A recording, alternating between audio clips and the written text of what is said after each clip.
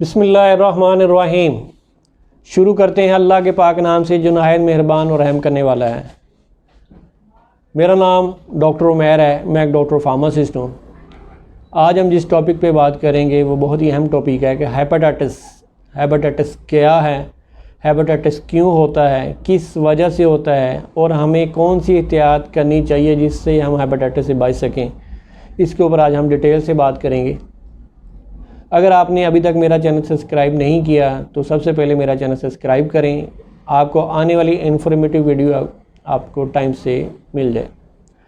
आज हम जिस टॉपिक पे बात करेंगे हेपेटाइटिस। सबसे पहले हम देखते हैं कि हेपेटाइटिस क्या है। हेपेटाइटिस है इन्फ्लेमेशन ऑफ लीवर की इन्फ्लेमेशन को हेपेटाइटिस बोलते हैं। इसकी बहुत सारी इकसाम होती हैं। Hepatitis A, B, C, D, E, ये 5 इकसाम हैं हेपेटाइटिस की और मोस्टली हेपेटाइटिस बी और सी मोस्ट कॉमन है। अब इसमें हम देखते हैं कि हेपेटाइटिस स्टेप बाय स्टेप किस चीज़ से होता है। मोस्टली जो हेपेटाइटिस ए है ये हमारा जो फीसिस होते हैं, जो फुजला होता है मादा, उससे ये मोस्टली हमें ये ट्रांसमिटेड होता है। और वो फूड और खाना जिसमें जरासीम ऐड हो चुके हों फुजले के या डस्ट वगैरह के, उसके ज़रिए ये हमें हेपेटाइटिस होने के ए के चांसेस बहुत ज़्यादा होते हैं। और ये अप्रोक्सीमेटली 4000 के राउंड अबाउट हमारे पाकिस्तान में इसके केसेस रिपोर्ट होते हैं जो हेपेटाइटिस ए के जिनको पॉजिटिव हो चुका होता है। अब आगे आता है हेपेटाइटिस बी।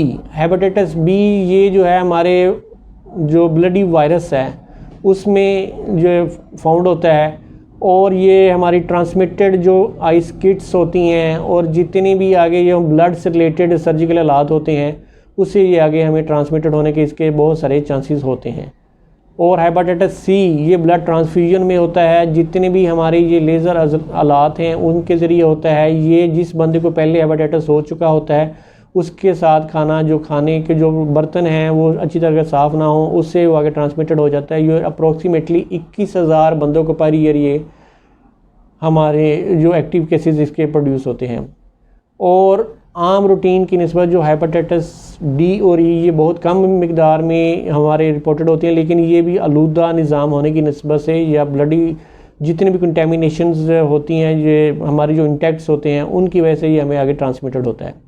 सबसे पहले ये इसमें अलामत क्या होती हैं जिससे हमें पता चले वाकई कि हमें हेपेटाइटिस हो गया, क्योंकि हेपेटाइटिस एक ऐसी बीमारी है जिसका अगर फर्स्ट स्टेज पे पता चल जाए तो इसका इलाज मुमकिन है। अगर इसका फर्स्ट स्टेज पे हमें पता ना चले, अगर हम इसके जो छोटे छोटे सिम्टम्स हमें फ़ील होते हैं अगर हम उसको इग्नोर करते रहें कि ये आम रूटीन में ही है, तो ये हमें बाद में बहुत सारे मेजर कॉम्प्लिकेशन हमें प्रोड्यूस करके हमें हेपेटाइटिस का पता ही तब चलता है जब हमारा जिगर 80-70% ख़राब हो चुका होता है, तो उसके चांसेस फिर ठीक होने के बहुत कम हो जाते हैं।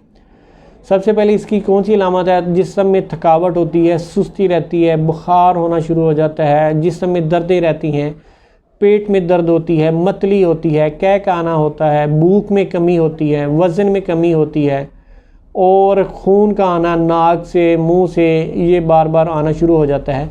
ये इसकी मेजर अलामत हैं। और इसका अगर आप में कोई ऐसी इंडिकेशन आप में फ़ील होती है तो फ़ौरन हमें डायग्नोज करवाना चाहिए। और ये हमें किन चीज़ों से प्रिवेंशन करनी चाहिए जिससे हम बच सकें कि ये हमारी जो चीज़ें हैं ना हो। सबसे पहले हमने जो खाना खाना है वो आप कोशिश करें कि जिस बर्तन में आप खा रहे हैं वो अच्छी तरह साफ़ है, वो जो खाना आपने खाना है वो अच्छी तरह ऊपर से कवर था। ये ना हो कि खाना प्लेट में डाल के रखा हुआ है उसके ऊपर डस्ट, जरासीम और जितनी भी सारी वो जो कंटेमिनेटेड चीज़ें हैं उसके ऊपर लग के वो जो वायरस है वो आग में ट्रांसफ़र होने के चांसेस है। सबसे पहले अपने हाथ धोएं।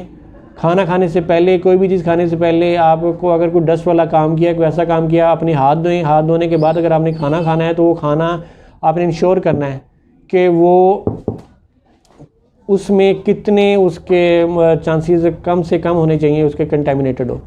और उसके बाद आपने कोशिश करनी कि हेपेटाइटिस बी की वैक्सीन है, हेपेटाइटिस ए की वैक्सीन है, वो आपने लगवानी है।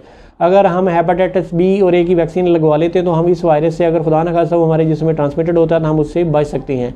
हेपेटाइटिस बी जो है वो अगर हो जाए तो वो हेपेटाइटिस सी की निस्बत हमारा ज़्यादा कॉम्प्लिकेटेड होता है कि उसका इलाज बहुत मुश्किल से होता है। और हेपेटाइटिस सी वो क्योरेबल है, वो उसका इलाज हम करवा सकते हैं, लेकिन बशर्ते अगर हम उसको अर्ली स्टेज पे पकड़ लें।